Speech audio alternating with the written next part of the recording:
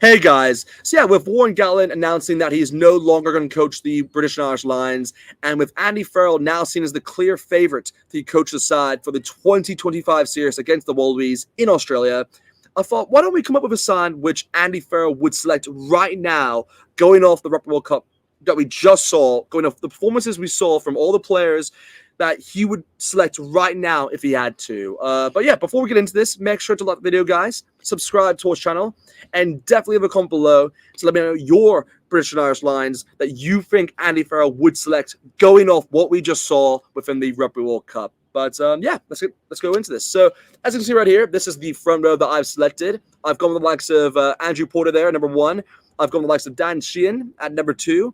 And I've gone with Tad Furlong at number 3. So yeah, it's an Irish front row there. No big surprises, to say the least. Again, I think just that Irish front row has been very dominant, I'd say, throughout, going off, the Six Nations, but particularly in the Rugby World Cup. I mean, they were very impressive. Again, when you're looking at the challengers, I guess you're kind of contending with those positions. I mean, going against the likes of Andrew Porter is pretty difficult. I mean, again, there is, I guess you could say, like Ellis Ginge is probably someone I thought was pretty good throughout the Rugby World Cup for the English. From a Scottish position, I wouldn't say too much. I mean, Wales, there's a few in there, but I just think you've got to go with Andrew Porter. I just think he was very impressive at the Rugby World Cup, and again, he did get penalised a few times, but at the same time, he actually won a lot of scrum penalties for the Irish. So for that reason, he definitely gets in. In terms of the other prop, obviously Tad Furlong, I think you just got to have him. Again, I mean, I wouldn't really think there's not really anyone that stands out really for me. I mean, there is Skoman, of course, for the Scots, but again, I think I just wouldn't select him at this point in time. And again, there is I guess Cal Sinclair, maybe, but I just think for what we saw from the Rugby World Cup, I think he deserves to stay on. And again, he'll be around I think like 33, 35 maybe, but I think he can still play for that line series, of course. And again, when it comes towards that hooker spot, I think Dan Sheehan was probably the hooker that impressed me the most. Again, when he didn't play all the games because he had to kind of come back from an injury, but so I think it was Rowan Keller, if I'm not mistaken, who kind of played it or deputized for him for a few games, and then he kind of came back into that starting lineup. But again, I mean, another player I thought was pretty impressive was Theo Dan from the English. I thought he had he looked pretty solid actually. He's young as well, only 23, so he's someone I'd keep an eye out for. I mean, Jamie George, of course, very reliable, so would not be surprised to see him in kind of in the conversation. But I think out of all the hookers, I think Dan Sheehan was just the one I was really impressed by, just in terms of his impact that he made coming straight into the team. You can just see there's a level up in terms of what Ireland is able to produce in terms of that front row when he's in it. So yeah, for that reason alone, I've gone with the Irish front row there. Again, when it comes towards the locks for the side, I've gone with a combination of Mario Toje as well as James Ryan. So again, it's an interesting combination there. Again, I think Mario Toje was pretty impressive, I'd say, throughout the Rugby World Cup. I think he was very underrated in terms of what he actually did for the English. He did very well to kind of disrupt the kind of the lineouts for the opposition. Going back to my memory, particularly against the Safkins, we were not able to do anything in that lineout. He was really doing well on that front. And again, he's just a very solid player, I think, overall to have. I mean, he's never really been. I think he's very consistent, actually. Maybe some people may say he's dropped in form, going off like you could make the argument maybe that he had a better World Cup in 2019 compared to this one in 2023. But at the same time, I think his form has been pretty consistent throughout those years, and I think it will continue on to be consistent. So for that reason alone, Mario Toje has to be in there. And then, I've gone with James Ryan as the other one. I think he had a very good Rugby World Cup. Again, he's normally, I think a lot of people underrate how good James Ryan is. He's only 27 years old, and he's still doing pretty well. He was really good for the Irish, I'd say, from the locking perspective. Again, there's Tag Burton as well, but I haven't selected him in these two positions. You'll see why very shortly. But again, when you're thinking of the other competitors, I guess in that case, I mean, you have Gilchrist, I guess, from the for the Scottish, for the Welsh. I mean, you no longer have Alan Jones. You have Will Rowlands in there, I believe, for the Welsh. I mean, you have Ollie Cheslam. I thought was pretty impressive for the English. Again, there's a few names you can kind of go about in there, but and your Skinner as well. Yeah, there's a few names, but I just think these two were probably the most impressive, I'd say, throughout the Rugby World Cup. So I think this is what Andy Farrell would probably go with in terms of locking combination. But Anyway, moving on towards the loose forwards. For the loose forwards, this is where I've selected Tag Burn at the number 6. I've got the likes of Jack Morgan, number 7. I've gone with Ben Earl at number 8. So yeah, there's some tough decisions here. Very I can definitely see maybe a few comments coming in there already that may disagree with me here. But remember, this is based off the Red Bull Cup performances that we saw. I mean, Tag Burn, he can play 6. He's played there in the past with the Irish, and I think I had to include him, Mario Toje, and James Ryan because really, when it comes towards the British and Irish Lions, they normally want to try to dominate the set piece position, particularly from the lineouts. And by having 3 kind of, first choice locks in there, I just think it's such a crucial thing to have. And Tap Burn is such a reliable player. He scored, 3 tries in the World Cup, and he's really been good for the Irish. And, again, he's, like I said, he's very versatile where he can slot into the number 6 spot. So that's the reason why I started them there. Again, I would have gone with actually Courtney Laws here, but I believe he's now kind of retired, I guess. So, yeah, just a bit unfortunate because I actually would have. He's that good of a player. I actually may have considered him still, but obviously no, he's obviously too old, I guess, for this, and he has retired, so it's understandable. Again, from numbers, I'm trying to think of other 6s now. I mean, I guess there's Peter Armani. He's pretty impressive. Who else is there? I guess you can put Caden Doris there at the 6 if you wanted to. I mean, that's a stretch, but you can put him there if you want to. I'm trying to think who else. There's Underhill. He can play probably 6 if needed. Curry maybe even as well. But yeah, no, I'd probably go with Tag Burn there. Just a bit of size as well. That's kind of what you want with number 6. And yeah, when it comes towards number 7 with Jack Morgan, I thought he was outstanding throughout the Red Bull Cup. I mean, for the Welsh, I mean, they definitely, in my opinion, I think overperformed. Again, I know they obviously wishing to get to that semi-final. That would have been a massive achievement for them, going off what we saw previously before the Red Bull Cup. But yeah, he really just stood out for the Welsh, and his tackling success was off the charts. He was really good, I'd say, from that front, and yeah, he kind of led the line for the Welsh, and yeah, he was really impressive, I think, particularly from the breakdowns as well. He did pretty well on that front. So, yeah, again, I could have gone with someone like Josh Van der Fleer, who, yes, I know that's probably the obvious one to say, but I think Jack Morgan had a better tournament than Josh Van der Fleer. I mean, maybe you may disagree with me there, but I just think going off the performances I saw from Jack Morgan for the Welsh, I just think he stood out a lot. And yeah, I would have even given him man of the match a few times. So for that reason alone, I've gone with Jack Morgan there. Again, I'm trying to think of other players that I haven't mentioned in that 7 spots. I mean, again, there is Tom Curry, of course, with English. He had a good World Cup as well. And he's always someone you can rely on. So would not be surprised to see him in the conversation later down the line, of course. Yeah, for now, I think Jack Morgan was probably the most impressive 7 throughout the Red Bull Cup. So I think that's kind of the 7 I think Farrell would choose as well. And then, yeah, for the number 8, Ben Earl. I mean, Ben Earl, oh my word. He really stepped up, I think, for the English. Really did step up. And yeah, I'll be honest, guys, I haven't watched too much of his of him really within the Premiership, and so yeah, he really stood out for me. I think for what he did throughout the Red Bull Cup. His tackling success was pretty good. He was very versatile in the sense where he won a lot with the breakdown. But really, the one thing that kind of stood out to me was actually the amount of meters he gained actually throughout the line. He kept doing that. He kind of found spaces within the defense and he clean breaks as well. So. Yeah, I was very impressed by him. So, yeah, I'd say Ben Earl has to be the number 8 there. Again, this is where the main competition for him really is, I'd say, Caden Doris. But when you're comparing the two once again, I think Ben Earl had a better tournament than Caden Doris. So for that reason alone, that's why I've gone with him number 8. But anyway, moving on then towards the back line with the 9-10 combination here. I've gone with the likes of Jamison Gibson Park there, number 9, and then Finn Russell pairing up with him in the number 10.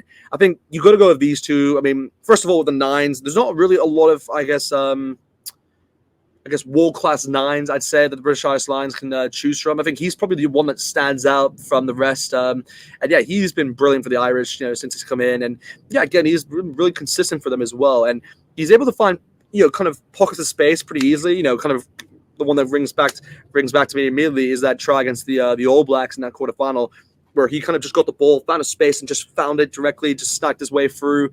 He does that often, and it's something which I like in a scrum half. So for that reason alone, I got to go with him in number 9, and his passing is great as well. So just another reason why I have him in your side. And then yeah, when it comes to number 10 spots, I mean, this is where it's interesting because normally you would have kind of a clear selection here, the number 10 spots, really for the coaching selection. But actually, there's no longer there's no longer Johnny Sexton, who's going to be, because obviously he's now retired. There's no longer Dan Bigger available for the kind of selection. So in my opinion, it's really down to, I'd say, Finn Russell, Owen Farrell, I'd say Marcus Smith, and there's one more. It's going off the Irish 10. How I forgot his name. Oh my gosh, I forgot his name. I mean, you could also say Gareth Anscombe if you wanted to as well, but I can't believe I forgot his name. Anyway, just let me know in the comments, guys, because I'm just having a brain fart here. But yeah, no, that's kind of the five I'd have in the conversation. But out of the five, I think you just got to go with Finn Russell. I mean, I think it's just a clear, obvious choice. I mean, he is just such a he's just a weapon, really, for what they can run the attack through him, and he's such a great player. Again, I know obviously the Scottish didn't have the best of tournaments, but when you look at him as an individual player, he is just sensational. And he's a player you pay money to watch, and he's someone who just really breaks the line of defenses. His passing is great. He's able to. His vision is off the charts, and he's definitely someone I would like to have as my number 10. And I think Andy Farrell for the moment would. I think he would agree with me. You never know. He may go obviously with his son, Owen Farrell. He's done pretty well obviously for the English. I don't know how long he'll carry on for, but of course, he's very consistent as well. So I would assume he'd be available for selection towards that time. And yeah, Marcus Smith as well. Again, I know he wasn't playing 10 as much in the Rep World Cup. He's more seen as a 15 option, but yeah, obviously he's very versatile in that way. But yeah, anyway, Finn Russell, that's the 10 I'd go with there. In terms of the center combination, this is I'm not going to say very easy, but probably one of the when you look at the options available here, I think you just got to go with these two, going off the form they had and presented throughout the World Cup. I mean, Bundyaki, there's I think he's 33 now. He'll be like 35, maybe 35. Whatever the age he is, I'm selecting him no matter what. It's Bundyaki. I mean, he was incredible throughout the World Cup. I mean, he scored, I think, 5 tries, which is ridiculous. I mean, he broke the lines of the defenses like every single time he could. I think he got like 2 or 3 man of the match awards throughout the World Cup, and yeah, no, he's just he was sensational. I mean, I got to watch him at least once when he was live when he faced the box, and he broke the line every single time. It's just a tactic you can use, and it's simple, but it's so effective in terms of what his game and what he does for the Irish. And yeah, he's just a great player to have. And again, he's experienced, so that's what you kind of want in your side. So yeah, I'd definitely choose Bundyaki, one of the most impressive players to say throughout the World Cup. And obviously, he was nominated for World Player of the Year as well. So just to add on to his, accolades. But yeah, no, Bundyaki definitely the number 12 for me. In terms of the 13, I'm going with his partner in crime, Gary Ringrose. I think you've got to go with him. I mean, again, I could consider someone like Joe Marchand, but again, I think this is where you're gonna have to maybe let me know in the comments. But because Marchand's now going off to France, I don't. He's not available for English selection, but I'm not sure if that qualifies. If he's still qualified for the Lions? Because if he is, I actually may select Marchand over Ringrose. I think he was probably just more impressive, I'd say, than Ringrose.